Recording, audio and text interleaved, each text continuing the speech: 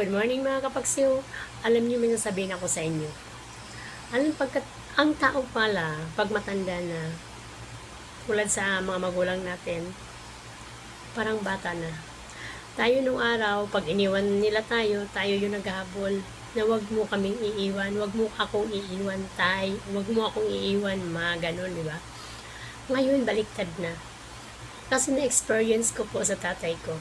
Pag umaalis ako, sabi niya sa akin, Day, huwag mo akong iwan. Anong oras ka babalik? Sandali ka lang ba? Ganun siya. Kaya baliktad na rin pala ang lahat na mangyayari sa buhay natin. Kasi ang ating nanay or magulang, tatay, kapag tumanda na, sila na yung hindi nagpapaiwan sa anak. Diba? Naalala nyo, nung tayo malilit pa lang, tayo ang hindi nagpapaiwan sa ating nanay at tatay.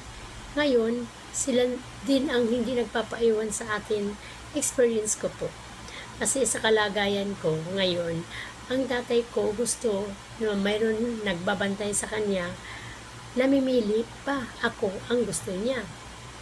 Kaya hirap ako kasi siyempre, ako ang naghanap buhay, ako nag-a-assist lahat, ako ang nag-asikaso.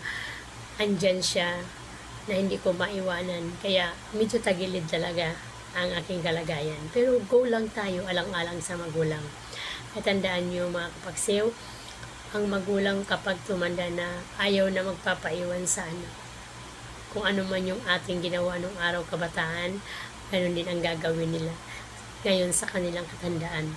Kaya, thank you, salamat sa inyong pakinig. Bye-bye. Bibit Gabasa po.